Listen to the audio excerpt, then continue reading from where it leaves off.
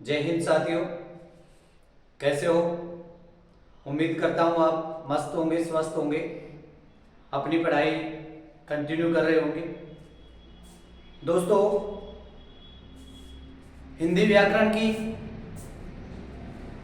पिछली क्लास में हमने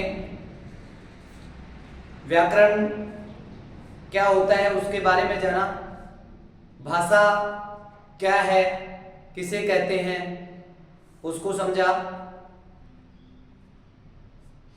वर्णमाला क्या होती है इसके बारे में हमने अध्ययन किया। उसी क्रम में हम आज एक और दूसरी क्लास, बेहतरीन क्लास लेकर के आए हैं, जिसके अंतर्गत हम पढ़ेंगे स्वर वर्णों के प्रकार। स्वर वर्ण कितने होते हैं, किसे कहते हैं, इसकी चर्चा हमने पिछली क्लास में कर ली। आज हम पढ़ेंगे स्वर वर्णों के प्रकार, किन किन आधारों पर स्वर वर्णों को डिवाइड किया गया है। तो आइए बिना देरी किए शुरुआत करते हैं। स्वर वर्णों के प्रकार।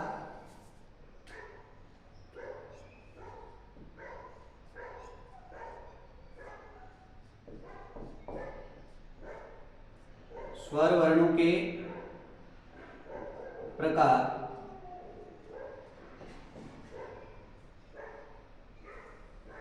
पिछली क्लास में हमने चर्चा की थी कि हिंदी भाषा के अंदर टोटल 11 स्वर होते हैं। टोटल 11 स्वर होते हैं। ये जो 11 स्वर होते हैं, इन 11 स्वरों को डिवाइड किस प्रकार से करेंगे वो हम देखेंगे। यानी स्वर वर्णों को 3 भागों में बांटा जा सकता है। स्वर वर्णों को 3 भागों में बांटा जा सकता है, जिनमें एक होता है उच्चारण की दृष्टि से, यानी उच्चारण के आधार पर, उच्चारण के आधार पर उच्चारण के आधार पर हम देखेंगे कि कौन कौन से स्वर वर्ण कहां से किस प्रकार से बोले जाते हैं, उनको क्या कहा जाता है, उनकी संख्या कौन कौन कितनी होती है, सब देखेंगे। इसके बाद में जीभ के आधार पर, यानी हमारी जो जीभ है उसके आधार पर, यानी कौन सा वर्ण स्वर वर्ण है वो अग्र भाग से बोला जाता है, कौन सा पश्चिम भाग से बोला जाता है और कौन सा मध्य भाग से बोला जाता है, इसको आधार मान करके हम अध्ययन करेंगे। और तीसरा मुख आकृति के आधार पर, मुखाकृति यानी हमारे वर्णों, जितने भी स्वर वर्ण होते हैं उनको बोलते समय हमारा जो मुंह है वो कितना खुलता है, उसको आधार मान करके हम इसका अध्ययन करेंगे। मुख आकृति के आधार पर।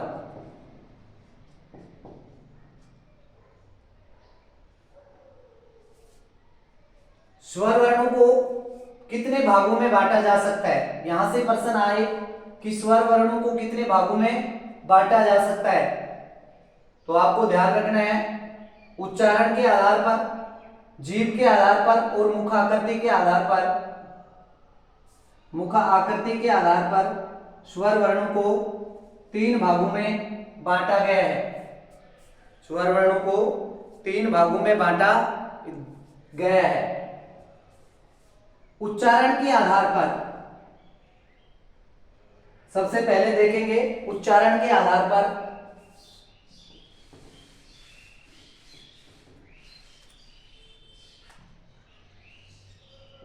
उच्चारण के आधार पर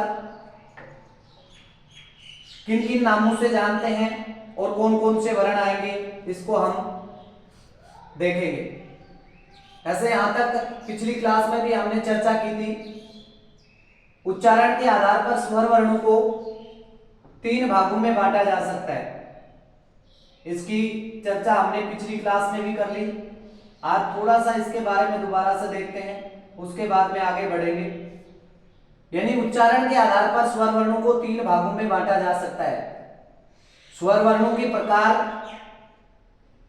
यानी स्वर वर्ण जो होते हैं उनको 3 प्रकारों में डिवाइड किया गया है। उसमें उच्चारण के आधार पर कौन कौन से वर्ण कहां से बोले जाते हैं या उनको किस नाम से पुकारा जाता है उसका देखेंगे। उच्चारण के आधार पर पहला जो प्रकार है वो है ह्रस्व स्वर।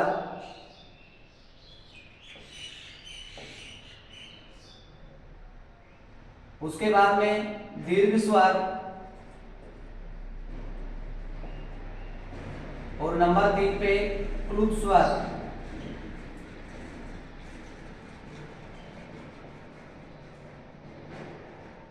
ह्रस्व स्वर वर्ण वे वर्ण होते हैं जिनका उच्चारण करते समय बहुत ही कम समय लगता है, अर्थात केवल एक मात्रा का समय लगता है। इन्हें हम ह्रस्व स्वर वर्ण कहते हैं। इनकी संख्या जैसा कि हमने पिछली क्लास में भी पढ़ा था 4 होती है। कौन कौन से होते हैं? ए, ई, छोटी ई, उ और ऋषि। इन सबको हम ह्रस्व स्वर के नाम से जानते हैं। ह्रस्व स्वर का आपको यहां पे ध्यान रखना है, ह्रस्व स्वर को और किन किन नामों से जानते हैं। कई बार ह्रस्व स्वर ने देकर के हमें और अन्य नाम दे दिए जाते हैं और वहां से पूछ लेता है कि इनमें से मूल स्वर है या लघु स्वर है वो कौन सा है। तो इनके जो नाम है उनको भी याद रखना है। ह्रस्व स्वर को मूल स्वर भी कहते हैं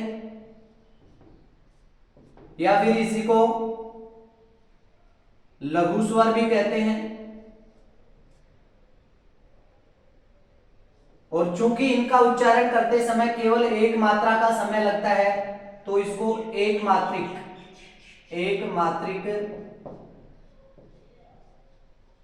स्वर भी कहते हैं। एक मात्रिक स्वर भी कहते हैं।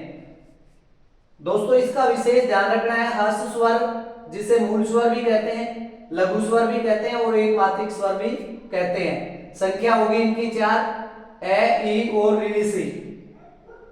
इसके बाद में दीर्घ स्वर वर्ण। दीर्घ स्वर वर्ण यदि इनकी संख्या की बात की जाए तो इनकी संख्या होती है 7। इन्हें और किस नाम से जानते हैं तो आपको ध्यान रखना है, दीर्घ स्वर को गुरु स्वर के नाम से भी जानते हैं। गुरु स्वर, या फिर इनका उच्चारण करते समय अपेक्षाकृत दुगुना समय लगता है, यानी 2 मात्राओं का समय लगता है। इस वजह से इसको द्विमात्रिक स्वर भी कहते हैं। द्विमात्रिक स्वर भी कहते हैं। दीर्घ स्वर वर्ण कौन कौन से होते हैं? कौन कौन से होते हैं? ए, ई, उ, ऋषि। इनको छोड़कर के बाकी के जो 7 बच गए वो दीर्घ स्वर में शामिल होते हैं। यानी आ, बड़ा ई, बड़ा उ, ए, आई, ओ और आउ। ये टोटल 7 हो गए, ये दीर्घ स्वर कहलाते हैं। दीर्घ स्वर वर्ण वे वर्ण होते हैं जिनका उच्चारण करते समय अपेक्षाकृत यानी जो लघु स्वर हैं उनकी तुलना में 2 गुना समय लगता है, यानी 2 मात्राओं का समय लगता है। इस कारण इसको द्विमात्रिक स्वर के नाम से भी जानते हैं। इन्हें गुरु स्वर भी कहते हैं और इनकी संख्या हो गई 7। आ, बड़ा ई, बड़ा उ, ए, आई, ओ, आउ। इसके बाद में प्लुत स्वर। प्लुत स्वर वे स्वर वर्ण होते हैं जिनका उच्चारण करते समय अपेक्षाकृत 3 गुना समय लगता है। अपेक्षाकृत 3 गुना समय लगता है। यानी जैसे हमने पढ़ा हासु स्वर वर्ण, उसमें 1 मात्रा का समय लगता है, उससे तुलना करेंगे तो प्लुत स्वर में 3 मात्राओं का समय लगेगा। तिगुना टाइम यानी 3 मात्राओं का समय, पूरा समय लगेगा 3 मात्राओं का। तो इसको हम त्रिमात्रिक स्वर के नाम से भी जानते हैं। त्रिमात्रिक स्वर के नाम से भी इनको जानते हैं। इसके अंदर केवल सांकेतिक तौर पर इनको प्रदर्शित करते हैं। 3 की तरह, 3 का जो संकेत होता है उसकी तरह इसको प्रदर्शित किया जाता है, लिखा जाता है। इनका उच्चारण करते समय बहुत ज्यादा समय लगता है, यानी 3 मात्राओं का समय लगता है। किसी को दूर से बुलाने के लिए या पुकारने के लिए हम इनका प्रयोग करते हैं। जैसे हे,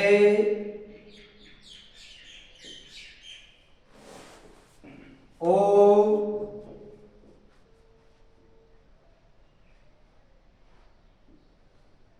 अरे,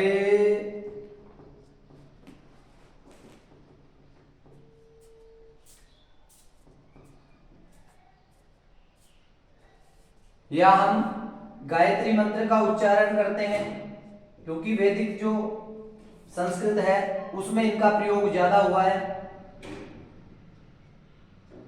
जैसे ओम, यानी बहुत लंबा करके बोलना पड़ रहा है, इसकी तुलना में 3 गुना समय लगेगा, तो इन्हें प्लुत स्वर कहते हैं। दोस्तों, प्लुत स्वर की कोई संख्या नहीं होती है निश्चित, यहां से प्रश्न संख्या के आधार पर बनने के चांस नहीं है, क्योंकि इनकी निश्चित संख्या ही नहीं होती है।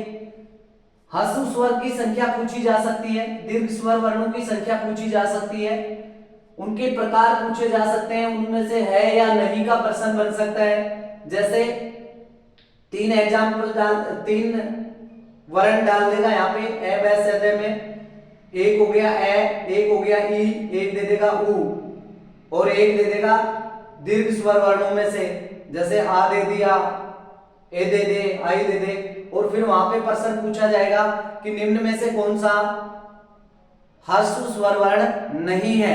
तो आपको ध्यान रखना है, ये जो 4 ह्रस्व स्वर वर्ण होते हैं तो शुरू के 3 उसमें आ गए, इसका मतलब जो एक्स्ट्रा आएगा दीर्घ स्वर वाला वो हमारे ऑप्शन नहीं होगा, यानी वो हमारा उत्तर होगा।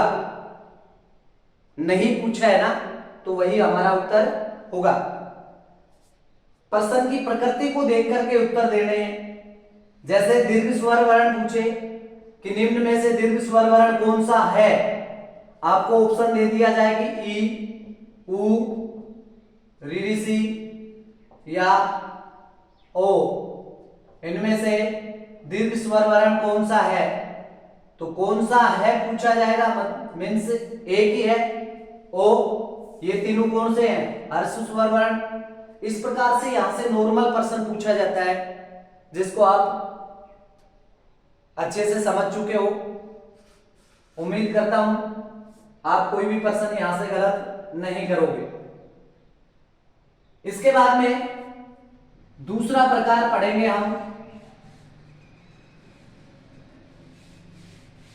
दूसरा प्रकार यानी जिह्वा के आधार पर, जिह्वा के आधार पर कौन सा वर्ण कहां से बोला जाता है, इसको हम सीखेंगे। जीव, दोस्तों जीव के आधार पर हमारी जो जिह्वा है उसको 3 पार्टों में बांट दिया गया, यानी जो वर्ण बोले जाते हैं स्वर वर्ण, वो हमारी जीभ के 3 विभिन्न भागों से निकलते हैं। जिनमें सबसे टॉप भाग होता है यानी आगे वाला होता है उसको अग्रभाग के नाम से जानते हैं, यानी अग्रभाग यानी जीभ का जो अग्रभाग है वहां से कौन से वर्ण बोले जाते हैं? जीभ का मध्य भाग यानी एकदम सेंटर में कौन कौन से वर्ण बोले जाते हैं? और पश्च भाग यानी जिह्वा के लास्ट में अंतिम छोर पर कौन कौन से वर्ण बोले जाते हैं? अभी हम स्वर वर्णों की बात कर रहे हैं। पश्च भाग वहां से कौन सा वर्ण बोला जाता है? अग्रभाग यानी जीभ का सबसे आगे का भाग, मध्य भाग यानी बीच का भाग, और पश्च भाग यानी सबसे लास्ट वाला भाग। अब यहां पर हम देखेंगे अग्रभाग से कौन कौन से वर्ण बोले जाते हैं। यहां से बोले जाते हैं दोस्तों ई, बड़ा ई, यानी दोनों प्रकार के ई आगे के भाग से बोले जाते हैं। इसके अतिरिक्त ए और आई ये दोनों भी आगे से बोले जाते हैं। कुल मिलाकर के 4 वर्ण। आपसे प्रश्न ये पूछा जाए कि जीभ का अग्रभाग है उससे कुल कितने वर्ण बोले जाते हैं? स्वर वर्णों की बात की जाए कुल कितने स्वर वर्ण बोले जाते हैं? तो आपका आंसर रहेगा 4। पूछा जाए कि कौन कौन से वर्ण बोले जाते हैं तो दोनों प्रकार के ई हो गए और ए और आई हो गया। इसके बाद में मध्य भाग यानी जीभ का जो मध्य भाग है उससे कौन से वर्ण बोले जाते हैं? तो आपको ध्यान रखना है जीभ के मध्य भाग से केवल ए स्वर का उच्चारण होता है। 4 इसमें हो गए, 1 इसमें हो गया। ई, ए, आई ये चारों जीभ के आगे के भाग से बोले जाते हैं। मध्य भाग में केवल ए बोला जाता है। इसके अतिरिक्त जितने भी स्वर वर्ण बच गए वो सब पश्च भाग से बोले जाते हैं, यानी आ, उ, बड़ा उ, रीरिसी, ओ और आउ, ओ और आउ ये सब जीभ के पश्च भाग से बोले जाते हैं। जीभ के पश्च भाग से बोले जाते हैं। ठीक है दोस्तों, तो जिह्वा के आधार पे हमने समझा कि जीभ के 3 भाग, अग्रभाग, मध्य भाग और पश्च भाग। अग्रभाग से कौन कौन से वर्ण बोले जाते हैं? 4 वर्ण बोले जाते हैं, ई, बड़ा ई, ए, आई। मध्य भाग से केवल और केवल ए ही बोला जाता है, और पश्च भाग से आ, उ, बड़ा उ, रीरिसी, ओ और आउ। यहां पे संख्या पूछी जाए तो ध्यान रख लेना 4, यहां पे 1 मध्य भाग में, और पश्च भाग में कितने बच गए? 6। ठीक है, यहां तक शायद आपको समझ में आ गया होगा। आगे चलते हैं। तीसरा एक प्रकार और देखेंगे, मुख आकृति के आधार पर। मुखाकृति के आधार पर, मुख्य आकृति के आधार पर स्वर वर्णों को किस प्रकार से डिवाइड किया गया है? मुख आकृति यानी मुख की जो आकृति है, किस स्वर को, जैसे हम किसी भी स्वर वर्ण का उच्चारण करते हैं तो हमारा जो मुंह है वो कभी कभी बहुत थोड़ा सा खुलता है, कभी और ज्यादा खुलता है, और कभी बहुत ज्यादा खुलता है, यानी पूरा एकदम खोल के रखना पड़ता है। इस आधार पर इन्हें 4 भागों में बांटा गया है, यानी मुख आकृति के आधार पर 4 भाग हो गए, जिसे एक हो गया समृद्ध, दूसरा हो गया अर्ध समृद्ध,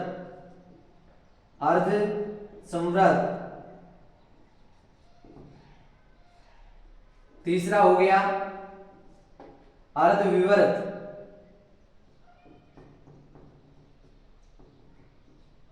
अर्धविवृत, और चौथा हो गया इसी में विवृत। प्रश्न बन सकता है कि मुख्य आकृति के आधार पर कितने प्रकार होते हैं, तो आपको ध्यान रखना है संवृत, अर्धसंवृत, अर्धविवृत और विवृत। ठीक है, अब यहां पर देखेंगे कि संवृत जो है उससे कौन कौन से वर्ण बोले जाते हैं, कौन कौन से वर्णों को संवृत वर्ण कहेंगे, कौन कौन से वर्ण हैं जिन्हें अर्धसंवृत वर्ण कहेंगे, कौन से वर्ण हैं जिन्हें विवृत या अर्धविवृत वर्ण कहेंगे। संवृत वर्ण, संवृत का अर्थ होता है, एक बार इसको थोड़ा सा समझने का प्रयास करेंगे। संवृत वर्ण कौन कौन से होते हैं ये यहां पर देखेंगे। पहले इस संवृत का अर्थ समझते हैं। संवृत का अर्थ होता है लगभग, लगभग बंद, यानी लगभग पूरी तरह से बंद, पूरी तरह से नहीं, लगभग बंद, यानी बंद के जैसा दिखता हो, यानी लगभग बंद हो ऐसे लगता हो, उन्हें हम संवृत कहते हैं। यानी ऐसे वर्ण जिनका उच्चारण करते समय हमारा जो मुंह है वो बंद हो रहता हो या बंद रहने के समान हमें दिखाई देता हो, उसे हम संवृत कहते हैं। इसके अंदर 4 वर्ण होते हैं, ई, बड़ा ई, उ, ई, ए, आई, ये 4 वर्ण होते हैं। सॉरी, ई, उ और उ, ये 4 वर्ण संवृत होते हैं। अर्धसंवृत की बात की जाए, अर्धसंवृत की बात की जाए तो यहां पर केवल 2 ही वर्ण होते हैं, ए और ओ, ये 2 हो गए अर्धसंवृत। अर्धविवृत की बात की जाए, चलो इनको दोबारा से समझेंगे। अर्धविवृत मीन्स क्या होता है, अर्धसंवृत मीन्स क्या होता है। अर्धविवृत में की बात की जाए, पहले हम देखेंगे विवृत। विवृत के अंदर केवल और केवल एक ही स्वर आता है, यानी पूरी तरह से जब मुंह खुला होगा बहुत अच्छे से तो वहां से केवल एक ही वर्ण, स्वर वर्ण उच्चारित होता है उस पोजीशन में, वो है आ। इसके अतिरिक्त अर्धविवृत में देखेंगे तो हमारे पास बच गया ए, आई, ओ में ये आउ, आउ, आउ औरत वाला है ना ये। इसके बाद में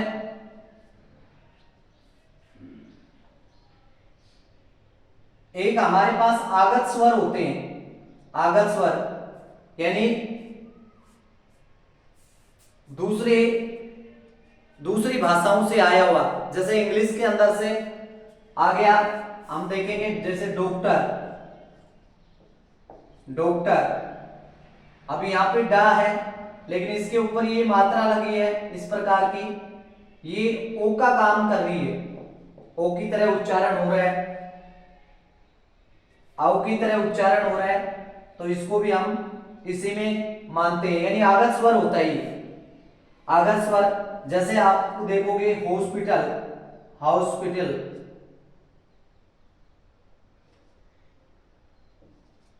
हॉस्पिटल, इसको आओ की तरह उच्चारित करते हैं, आउ की तरह उच्चारण करते हैं इसका। Doctor, hospital. तो जितने भी इस प्रकार से बोले जाने वाले वर्ण होते हैं जिनके ऊपर ये मात्रा लगी होती है उसको भी हम अर्ध विवृत में शामिल करते हैं। ठीक है, यहां पे ये तो समझ में आ गया होगा कि समृद्ध वर्ण है वो कौन कौन से हैं। ई, बड़ा ई, उ, बड़ा उ। अर्ध समृद्ध के अंदर ए और ओ। अर्ध विवृत के अंदर ए, एनक वाला, आउ और इस प्रकार का ये आगत स्वर वर्ण। विवृत के अंदर केवल और केवल आ। मुख आकृति के आधार पर मुख्य 10 ही स्वर वर्ण होते हैं। मुख आकृति के आधार पे 10 ही स्वर वर्ण होते हैं, इनको ही शामिल करते हैं। अर्थात एक स्वर वर्ण ऋषि उसे मुख आकृति के आधार पर यानी मुख को खुलने या बंद होने के आधार पर ऋषि को इसमें शामिल नहीं किया जाता है। ओके, अब देखो समृद्ध का अर्थ होता है लगभग बंद। यहां पे याद कैसे किया जाए, याद कैसे किया जाए, कंफ्यूजन हो जाता है जब जीभ के आधार पे पूछा जाए और मुख आकृति के आधार पे पूछा जाए तो वहां पे कंफ्यूजन क्रिएट हो जाता है कि समृद्ध वर्ण हैं कौन कौन से हैं या फिर अर्ध समृद्ध वर्ण कौन कौन से हैं। तो इसको थोड़ा सा समझना है और अच्छे से क्लियर हो जाएगा। समृद्ध का अर्थ होता है लगभग बंद। दोस्तों इसको हम सिलाई यानी थोड़ा सा मैं समझाने का प्रयास कर रहा हूं ट्रिक के माध्यम से, समझना है आपको। सिलाई, सिलाई का अर्थ होता है पैक कर देना, बंद करना ऊपर से। समृद्ध, समृद्ध को सिलाई से जोड़ना यानी क्या होगी, सिलाई। अभी आपको मुंह की सिलाई नहीं करनी है। जिस प्रकार से हम बोरे के अंदर कोई सामान डाल देते हैं और ऊपर से सिलाई कर देते हैं, उसके बाद में उस बोरे से कोई भी जो सामान है वो निकलने के चांस ना के बराबर हो जाते हैं। तो इसी प्रकार से आपको ध्यान रखना है जो समृद्ध वर्ण होते हैं उनका उच्चारण करते समय ये मान के चलो कि उनकी हमारे मुंह की क्या होगी, सिलाई होगी यानी मुंह बंद हो गया। अब मुंह बंद हो जाएगा तो उस पोजीशन में हम क्या करेंगे, जब मुंह बंद हो जाता है तो उस पोजीशन में हम क्या करेंगे, किस प्रकार से बोलेंगे,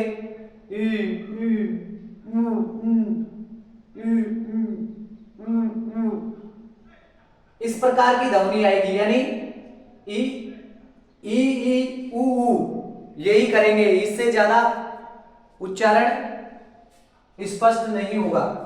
ठीक है, तो ये आपको ध्यान रखना है, मैंने समझाने के लिए तुम्हें बताया है। समृद्ध वर्ण ई उ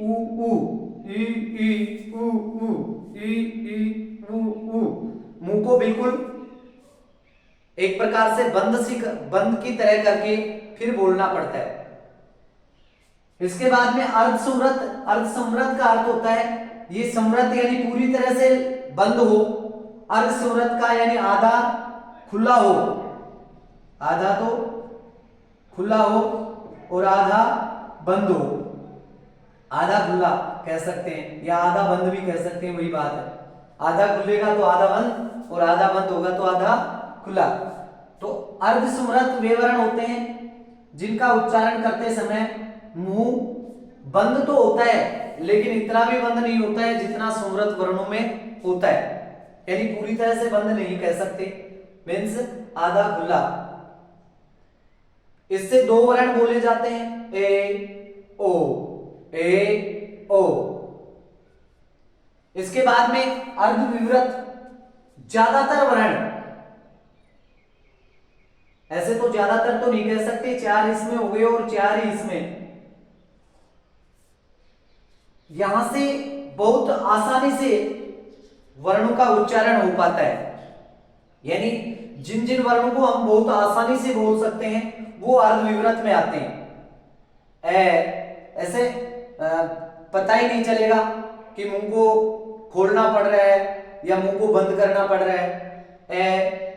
ए औ, और ये कागज स्वर हो गया औ।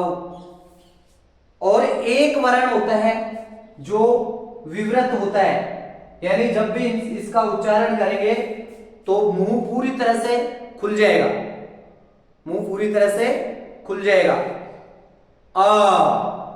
इस प्रकार से 4 कैटेगरी में इनको बांट दिया गया है मुख्य आकृति के आधार पर, समृद्ध, अर्धसमृद्ध, अर्धविवृत और विवृत। उम्मीद करता हूं ये आपको समझ में आ गया होगा। एक बार इन वर्णों का उच्चारण करके देखना और इसी आधार पर लगभग मुंह बंद करके, आधा खोल करके, अर्धविवृत जो होता है इसमें क्या होता है कि मुंह खुला होता है, इससे ज्यादा, आधे से भी थोड़ा ज्यादा खुला होता है, और विवृत में तो पूरी तरह से ही खुल जाएगा। ठीक है, यहां तक समझ में आ गया होगा। अब हम पढ़ेंगे व्यंजन वर्ण। अब हम पढ़ेंगे व्यंजन वर्ण। व्यंजन वर्णों के प्रकार। व्यंजन वर्णों के, पहले देखेंगे व्यंजन वर्ण क्या होते हैं, फिर देखेंगे व्यंजन वर्णों के प्रकार। दोस्तों, यहां से कभी भी परिभाषा नहीं पूछी जाती है, परिभाषा नहीं आती है, केवल आपको ध्यान रखना होता है कि कौन कौन से स्वर वर्ण होते हैं, उनकी संख्या कितनी होती है, कौन सा वर्ण कहां से बोला जाता है, इसका ध्यान रखना होता है। इसी प्रकार से व्यंजन वर्ण कौन कौन से होते हैं, उनको किन किन नामों से जाना जाता है, और उनको उनकी संख्या कितनी कितनी होती है। व्यंजन वर्ण वे वर्ण कहलाते हैं जिनका उच्चारण करते समय हमें दूसरे वर्णों की मदद लेनी पड़ती है, अर्थात स्वर वर्णों की मदद लेनी पड़ती है, उन्हें हम व्यंजन वर्ण के नाम से जानते हैं। लेकिन परिभाषा से हमारा कोई लेना देना नहीं है। व्यंजन वर्णों को कितने भागों में बांटा गया है, व्यंजन वर्णों को कितने भागों में बांटा गया है, यहां से प्रश्न पूछा जाता है। व्यंजन वर्णों के प्रकार की बात करें तो सर्वप्रथम हम पढ़ेंगे स्पर्श व्यंजन वर्ण, यानी हम व्यंजन वर्ण हैं उनको 3 कैटेगरी में पढ़ेंगे, 3 भागों में डिवाइड करके पढ़ेंगे। हाँ, यहाँ पे ध्यान रखना है, इसमें हिंदी भाषा में मुख्य तौर पर 33 व्यंजन वर्ण होते हैं, संख्या पूछी जाती है, इसको जरूर आपको ध्यान रखना है। व्यंजन वर्णों की संख्या पूछी जाए, संख्या, तो संख्या होगी 33। संख्या कितनी होगी? 33। मुख्य 33 ही व्यंजन वर्ण होते हैं, इसके अतिरिक्त भी कुछ व्यंजन वर्ण होते हैं, उनका जिक्र भी हम आगे करेंगे। और ये जो 33 व्यंजन वर्ण होते हैं इन्हें हम 3 भागों में डिवाइड करके पढ़ेंगे। एक हो गया स्पर्श व्यंजन वर्ण, स्पर्श व्यंजन वर्ण, स्पर्श व्यंजन वर्ण। कभी कभी स्पर्श व्यंजन वर्ण न देकर के स्पर्शी वर्ण भी दे देता है, स्पर्शी वर्ण, स्पर्शी वर्ण या स्पर्शी व्यंजन वर्ण, स्पर्शी वर्ण एक ही बात है, स्पर्शी या स्पर्श व्यंजन वर्ण। स्पर्श व्यंजन वर्ण वे वर्ण होते हैं जिनका उच्चारण करते समय हमारी जिह्वा मुख के विशेष भागों को छूती है, इस आधार पर इनका नाम रखा गया है स्पर्श व्यंजन वर्ण। स्पर्श करना या छूना, यानी जब भी हम बोलते हैं तो हमारी जीभ है वो मुंह के विशेष भागों को छूती है, और इस प्रकार से जो छूने वाले वर्ण होते हैं उनको हम स्पर्श व्यंजन वर्ण के नाम से जानते हैं। स्पर्श व्यंजन वर्ण, इनकी बात करें संख्या की तो इनकी संख्या होती है 25। यहाँ पे थोड़ा ध्यान से समझना है, स्पर्श व्यंजन वर्णों की संख्या होती है 25। अब बोले तो ये कौन कौन से होते हैं, तो दोस्तों याद रखना है कैसे लेकर के कैसे मैं तक, कैसे लेकर मैं तक इनकी संख्या 25 होती है। कैसे लेकर मैं तक इनकी संख्या 25 होती है। किसकी बात कर रहे हैं, स्पर्श व्यंजन वर्णों की। स्पर्श व्यंजन वर्ण 25 होते हैं। कैसे प्रारंभ होते हैं और मैं तक इनका एंड हो जाता है, यानी अंतिम वर्ण होगा मैं और प्रारंभ का वर्ण हो गया कै। ठीक है दोस्तों, अब यहां से और अच्छे से इसको समझना है। कै इनको 5 वर्गों में बांटा गया है, जिसमें है कै वर्ग। वर्ग का भी आपको ध्यान रखना है, आगे के जो टॉपिक चलेंगे जैसे संधि है वहां पे आपको सीधा ही जो नेम लिखेंगे संधि के उनमें सीधा ही ये बताया जाएगा कि कै वर्ग, चै वर्ग, टे वर्ग। तो आपको यहाँ पे ध्यान रखना है कि वर्ग का अर्थ क्या होता है। वर्ग मीन्स होता है उस वर्ग के यानी उस लाइन के जितने भी अक्षर होते हैं उनको सबको एक वर्ग में एक नाम दे दिया गया, पहला पहला वर्ण लेकर के। यानी कै की लाइन में जितने भी वर्ण आते हैं उनको कै वर्ग के नाम से जानते हैं। कै की लाइन में जितने भी वर्ण आते हैं उनको कै वर्ग के नाम से जानते हैं। जैसे कै वर्ग में पहला अक्षर तो कै ही हो गया, कै के बाद में ख, उसके बाद में गै, घै और ण।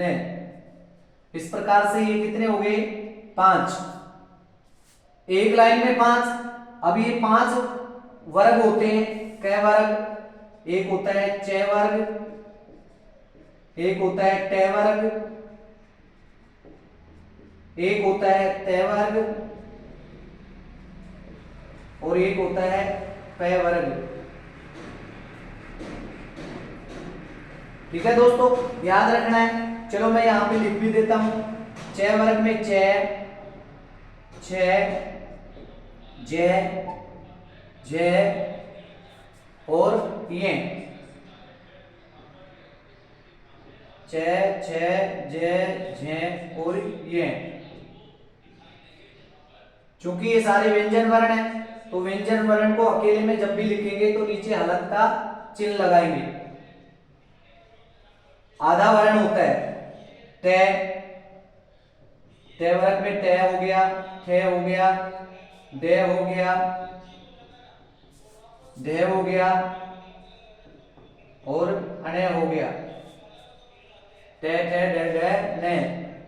इसी प्रकार से देखेंगे तै वर्ग में तै, थे, दे, धे और ने। और पै वर्ग में पै, फै, बै, भै और मैं। अभी मैंने बताया था कि कैसे लेकर मैं तक इनकी संख्या 25 होती है, यानी प्रत्येक पंक्ति में 5-5 अक्षर हैं और 5 पंक्तियां होगी। 5 को 5 से गुणा करेंगे तो 25।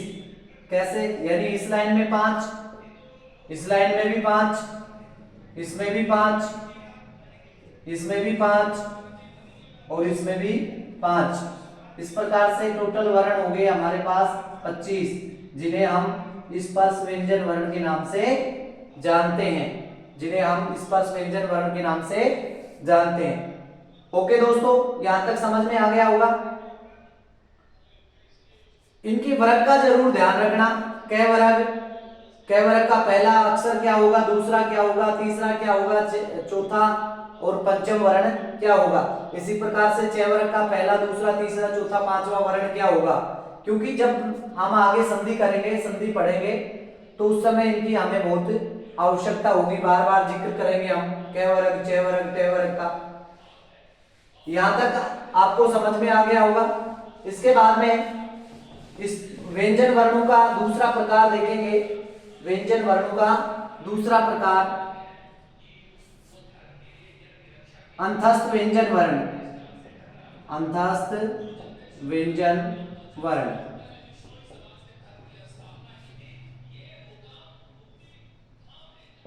सबसे पहले तो इनकी संख्या हमें पता होनी चाहिए। स्पर्श व्यंजन वर्णों की संख्या कितनी होगी? 25।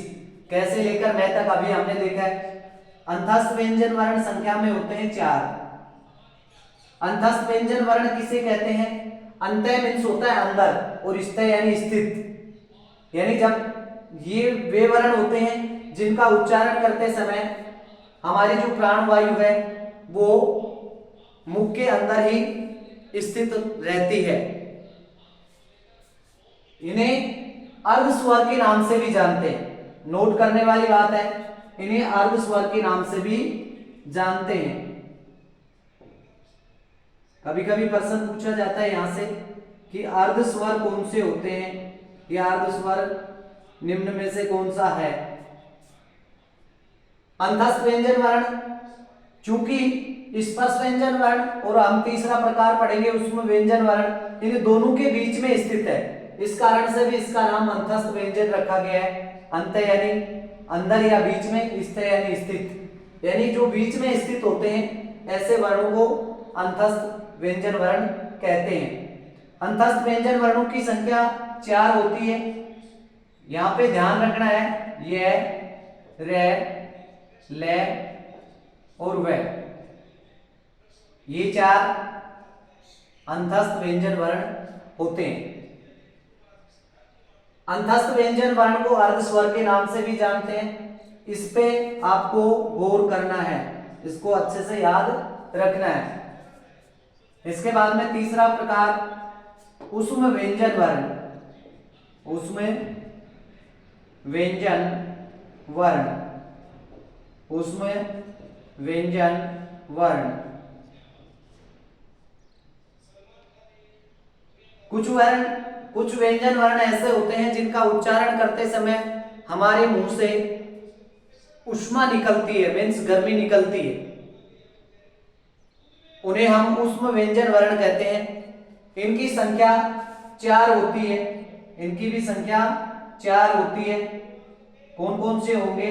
से, शे और है। आप प्रैक्टिकल करके भी देख सकते हो। शे, से, शे, जैसे ही दोस्तों इनको हम उच्चारण करते हैं तो हमारे मुंह से हल्की सी गर्मी, ऐसा नहीं कि हाथ को जला दे इतनी गर्मी निकलती हो या इतनी उष्मा निकलती हो, तो थोड़ी सी गर्मी हमें महसूस होगी, उष्मा निकलती हुई हमें महसूस होगी। इन्हें हम उष्म व्यंजन वर्ण कहते हैं।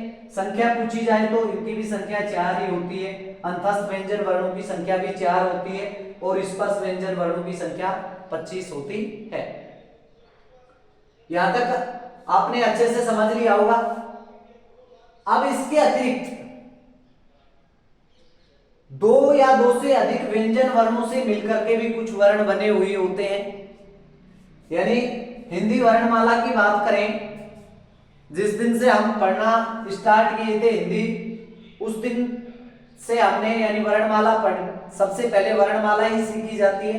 तो वर्णमाला में हमने सीखा ANR से लेकर के ज्ञानी तक के वर्ण होते हैं। तो अभी हमने देखा होगा से है, इसके बाद में 3 वर्ण बचे हुए हैं और बीच में 2 वर्ण और बच गए थे जिन्हें अयोगवाह वर्ण के नाम से जानते हैं। अब व्यंजन वर्णों की बात चल रही है, तो व्यंजन वर्णों में से 3 वर्ण और बचे हैं जिन्हें हम संयुक्त व्यंजन वर्ण के नाम से भी जानते हैं, लेकिन उनको मुख्य व्यंजन वर्णों में शामिल नहीं करते हैं।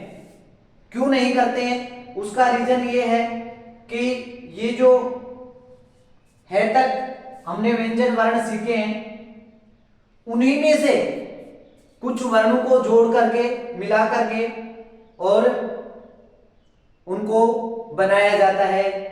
इस कारण से इनको मुख्य व्यंजन वर्णों में शामिल नहीं करते हैं, लेकिन इनको समझना बहुत ज्यादा जरूरी है। इनको समझना बहुत ज्यादा जरूरी है। इन्हें हम संयुक्त व्यंजन वर्ण के नाम से जानते हैं। आप नोट लगा करके लिख सकते हो। नोट,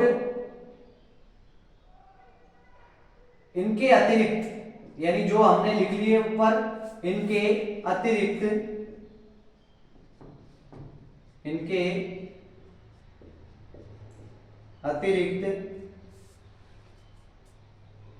4 संयुक्त व्यंजन वर्ण भी होते हैं। 4 संयुक्त व्यंजन भी होते हैं। चार संयुक्त व्यंजन वर्ण भी होते हैं। कितने? 4। देखेंगे कौन कौन से होते हैं। अक्षय क्षत्रिय वाला हमने पढ़ा है, त्रिशूल, ज्ञानी,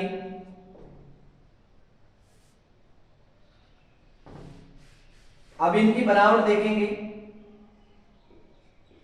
अक्षय क्षत्रिय वाला है, ये बनेगा कै और शे, इन दोनों को मिला करके कै और से। उसके बाद में त्रिशूल,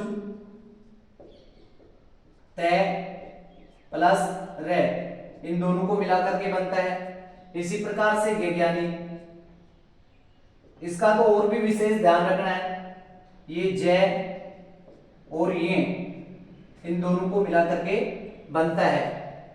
इसके अतिरिक्त एक और व्यंजन वर्ण होता है श्रेय, जिसकी बनावट, जिसका निर्माण शय तालव्य से, संजम वाला, उसको और रे को, इन दोनों को मिलाने से होती है। इन 4 वर्णों का और आपको ध्यान रखना है।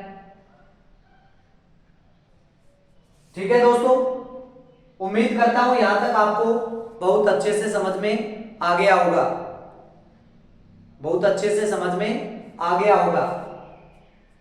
अब वर्णमाला में 2 वर्ण ऐसे रह जाते हैं जिन्हें ना स्वर वर्णों में शामिल करते हैं और ना ही व्यंजन वर्णों में शामिल करते हैं। उसे हम अयोगवाह के नाम से जानते हैं।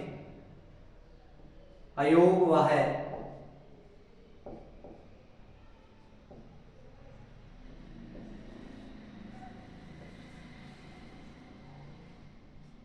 इनकी संख्या 2 ही होती है, एक तो ये अंग और एक ए है। अंग और ए है। दोस्तों, इनको आश्रय स्थान भागी वर्ण भी कहते हैं। आश्रय स्थान भागी यानी ये जो वर्ण है, इनका अलग से कोई वो नहीं होता है, ये दूसरे वर्ण के साथ में ही लिखे जाते हैं और उनके साथ में ही इनको बोल सकते हैं। जैसे हंस, यहां पे हंस की मात्रा लगी हुई, अब इसका महत्व होगा, लेकिन अलग अलग से ऐसे लिख देंगे तो इसका कोई महत्व नहीं है। और ये जो ए है, इसके बाद में आगे विसर्ग लगा है, ए है। ये जो विसर्ग होता है संस्कृत में बहुत देखने को मिलता है, ये है आधे है की ध्वनि उच्चारित करता है, यानी इसको बोलते समय आधे है की ध्वनि वो निकल करके आती है। जैसे राम लिखा है, उसके आगे हमने विसर्ग लगा दिया तो ये हो जाएगा राम है, राम है। ओके दोस्तों, उम्मीद करता हूं वर्ण बहुत अच्छे से आपको समझ में आ गए होंगे। स्वर वर्ण उच्चारण के आधार पर, जिह्वा के आधार पर और मुख आकृति के आधार पर कौन सा वर्ण कहां से बोला जाता है। उसके बाद में हमने पढ़ा व्यंजन वर्ण, स्पर्श व्यंजन वर्ण, ऊष्म व्यंजन वर्ण और अंतस्थ व्यंजन वर्ण। इसके अतिरिक्त 4 व्यंजन वर्ण ऐसे होते हैं जिन्हें हम संयुक्त व्यंजन वर्ण के नाम से भी जानते हैं। उनकी संख्या हमने बहुत अच्छे से पढ़ ली है, कौन कौन से होते हैं, कहां। इसके बाद में हम अयोगवाह वर्ण पढ़े, अंग हो रहा है, ये बहुत अच्छे से आपको समझ में आ गया होगा, ऐसी मैं उम्मीद करता हूं। ठीक है दोस्तों, यदि वीडियो आपको अच्छी लगी हो तो लाइक करें, कमेंट करें, और पहली बार चैनल को देख रहे हो तो सब्सक्राइब करें। तब तक मुझे इजाजत दीजिए, मिलेंगे नेक्स्ट क्लास में। Thank you.